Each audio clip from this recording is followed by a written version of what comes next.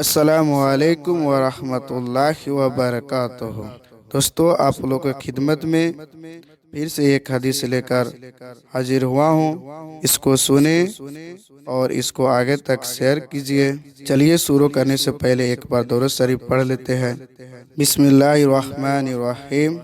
اللہم صلی علی محمد وعلی آل محمد كما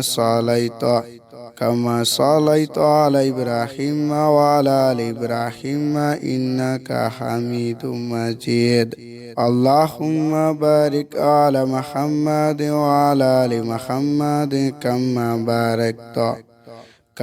باركت على إبراهيم وعلى آل إبراهيم إنك حميد مجيد۔ بسم اللہ الرحمن الرحیم۔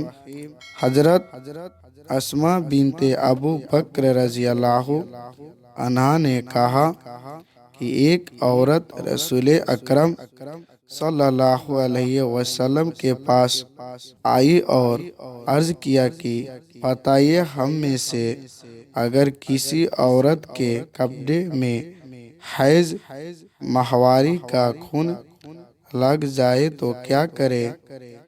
آپ نے فرمایا کہ اسے خرچ ڈالے، پھر پانی ڈال کر رگڑے اور صاف کر کے اس میں نماز پڑھے۔ وضاحت: نجاست ناپاکی دور کرنے کے لیے پانی کو ہی استعمال کیا جاتا ہے۔